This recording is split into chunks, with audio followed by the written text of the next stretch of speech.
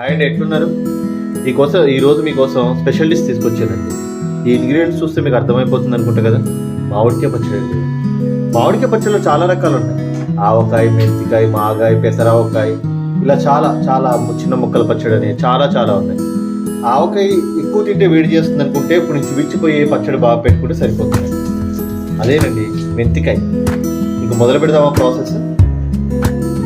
ముక్కలు ఇలా చిన్నగా తరిగి పెట్టుకోండి. తర్వాత స్టవ్ మీద ఒక గిన్నె పెట్టుకుని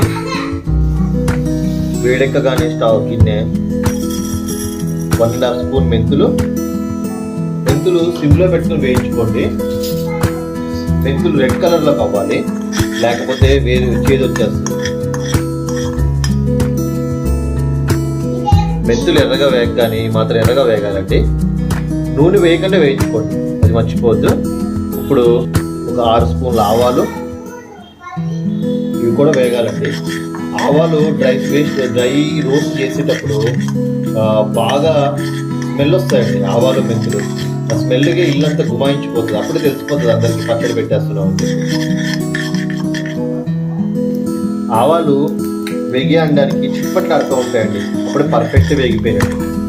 ఇప్పుడు గిన్నెలోకి తీసేసుకోండి. ఆవాలు మెంతులు చల్లబడ్డాక మిక్సీలో వేసుకోండి. మిక్సీలో వేసుకుని బాగా ఫైన్ పౌడర్ చేసుకోవాలి, మెత్తటి పౌడర్.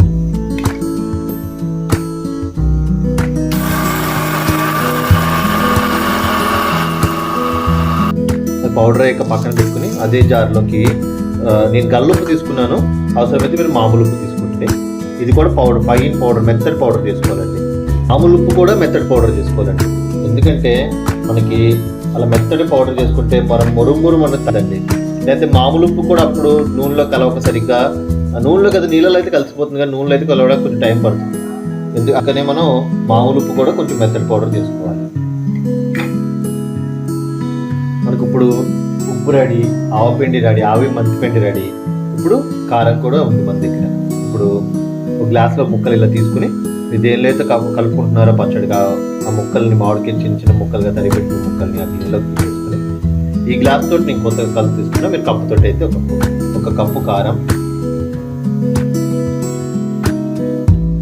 అదే కప్పుతోటి మిక్సీ పట్టుకున్న మెంతిపిండి, అదే కప్పుతోటి మనం మిక్సీ పట్టుకున్న సాల్ట్ 1/2 గ్లాస్.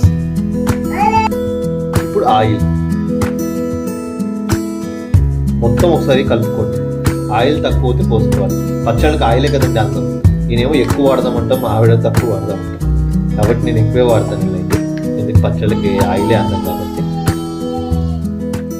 పచ్చడి కలుపుతుంటేనే నోరు గుమగుమ ఊరిపోతూ ఉంటుందండి. ఈ పచ్చడి వేడివేడి అన్నంలో అలా నెయ్యి వేసుకుని ఈ మామిడికాయ ముక్కలు పెట్టుకుని నంచుకుని తింటూ ఉంటే, మామిడికాయ మెంతికాయ పచ్చడి పెట్టుకుని నంచుకుని తింటూ ఉంటే ఉంటుందండి. ఆహా, ఏమి రుచి అనాల్సిందే.